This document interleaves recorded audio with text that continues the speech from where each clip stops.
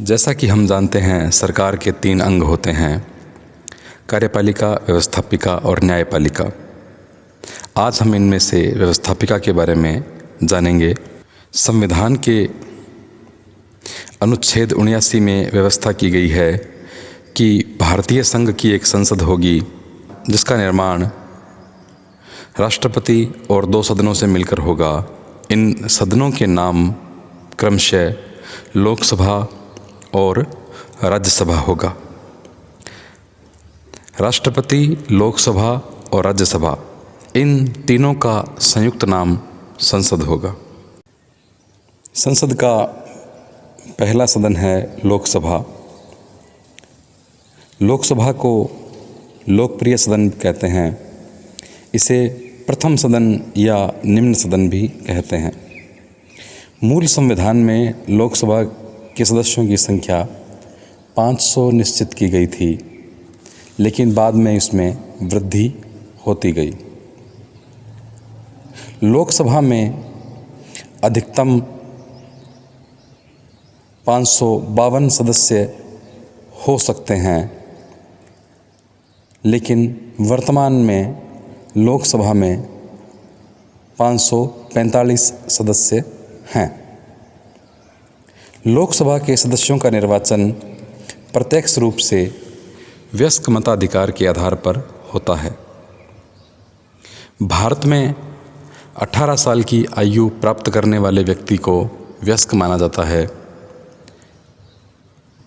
साथ ही साथ लोकसभा के सभी निर्वाचन क्षेत्र एकल सदस्यीय रखे गए हैं, अर्थात प्रत्येक निर्वाचन क्षेत्र से लोकसभा के लिए एक सदस्य चुना जाएगा। योग्यता: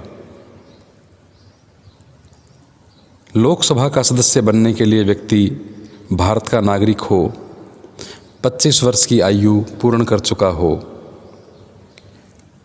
किसी भी प्रकार के लाभ के पद पर न हो तथा न्यायालय द्वारा पागल या दिवालिया न ठहराया गया हो।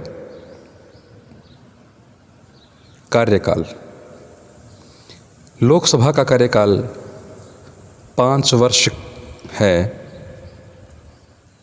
प्रधानमंत्री के परामर्श के आधार पर राष्ट्रपति द्वारा लोकसभा को समय से पूर्व भी भंग किया जा सकता है।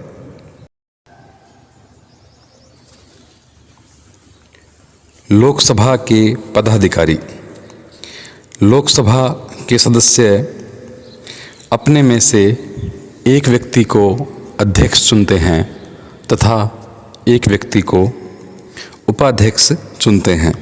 जब लोकसभा का पहला अधिवेशन होता है या हम कहें कि लोकसभा की प्रथम बैठक होती है, तब लोकसभा के वरिष्ठतम सदस्य को प्रोटेम स्पीकर के रूप में काम करने का अवसर मिलता है और इस पहली सभा में लोकसभा का अगले 5 साल के लिए स्थायी अध्यक्ष चुन लिया जाता है। लोकसभा का अध्यक्ष एक बार चुने जाने के बाद अपने पद से अगर त्यागपत्र देना चाहे तो लोकसभा उपाध्यक्ष को वह अपना त्यागपत्र देता है तथा अगली लोकसभा के प्रथम अधिवेशन से पहले तक वह अपने पद पर बना रहता है। अध्यक्ष के द्वारा लोकसभा में सभी बैठकों की अध्यक्षता की जाती है। वह सदन की कुछ समितियों का पदेन सभापति होता है। एक प्रमुख बात कि लोकसभा अध्यक्ष ही यह तय करता है कि कोई विधेयक धन विधेयक है अथवा नहीं। राज्यसभा: राज्यसभा भारतीय संसद का द्वितीय या उच्च सदन है। हालांकि इसे लोकसभा की तुलना में कम शक्तियां प्राप्त है, लेकिन फिर भी इसका अपना महत्व और उपयोगिता है। राज्यसभा में सदस्यों की अधिकतम संख्या 250 हो सकती है, परंतु वर्तमान में यह संख्या 245 है और इन 245 में से 12 सदस्यों का मनोनयन राष्ट्रपति द्वारा किया जाता है। ये 12 सदस्य कला, साहित्य, विज्ञान या समाज सेवा के क्षेत्र में विशेष ज्ञान अथवा अनुभव वाले होते हैं। 233 सदस्यों का चुनाव राज्य विधानमंडल के सदस्यों द्वारा राष्ट्रपति के चुनाव के समान ही आनुपातिक प्रतिनिधित्व की एकल संक्रमणीय प्रणाली के अनुसार किया जाता है। राज्यसभा का सदस्य बनने के लिए लोकसभा के समान ही योग्यता है। सिर्फ एक अंतर कि लोकसभा का सदस्य बनने के लिए न्यूनतम आयु 25 वर्ष होनी चाहिए, वहीं राज्यसभा का सदस्य बनने के लिए न्यूनतम आयु 30 वर्ष होनी चाहिए।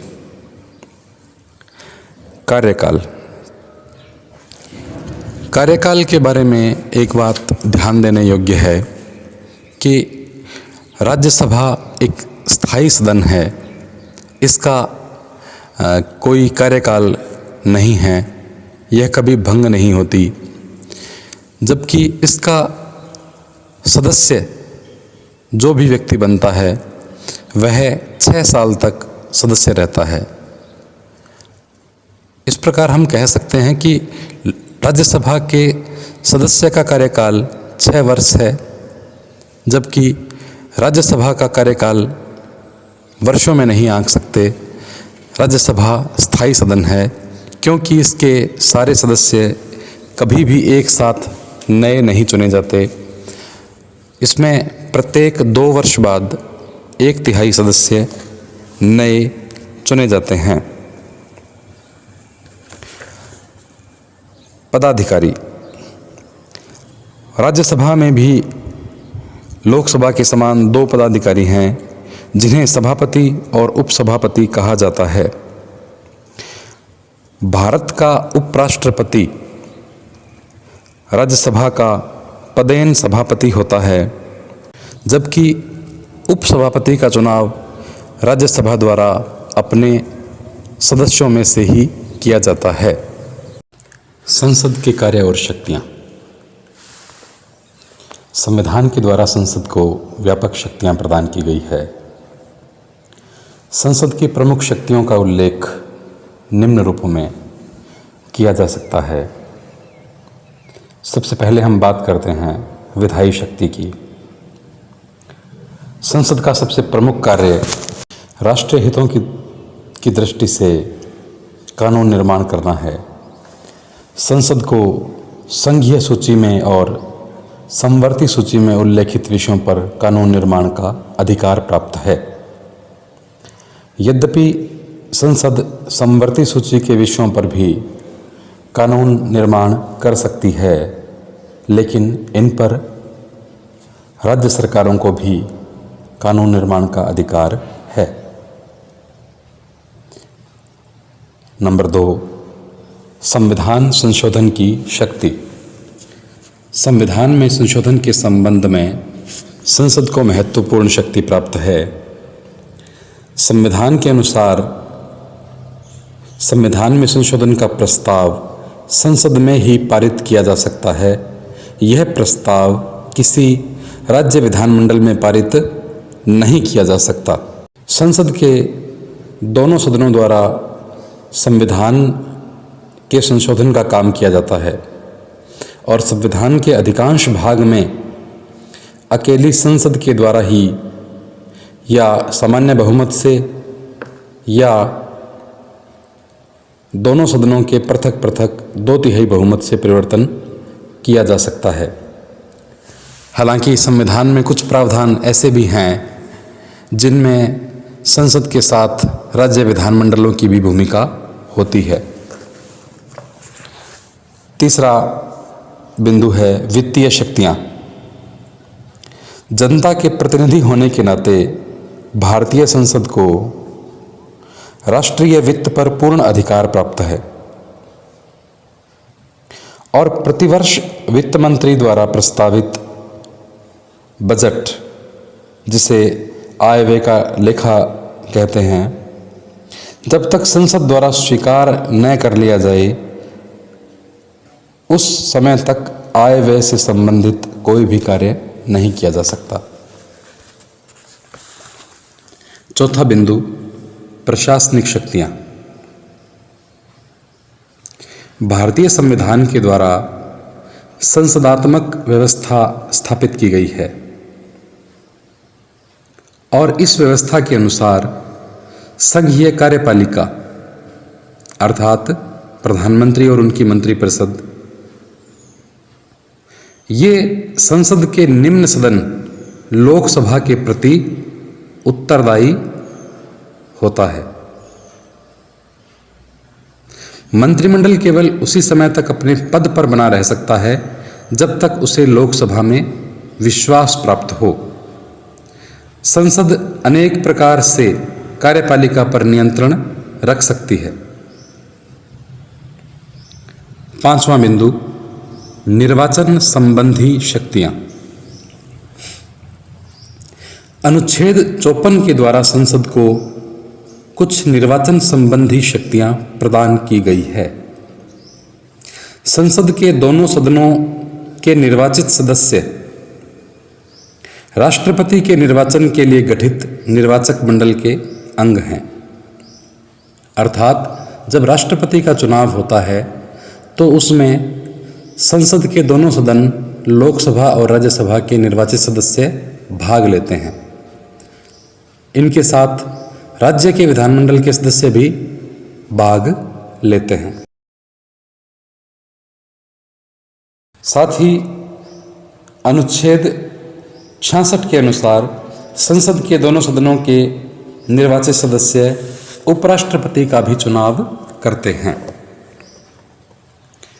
इसके अलावा अन्य शक्तियों की बात करें तो राष्ट्रपति पर महाभियोग लगाना हो, उसे हटाना हो, या न्यायाधीशों को महाभियोग के माध्यम से हटाना हो, तो यह कार्य भी संसद के दोनों सदन करते हैं।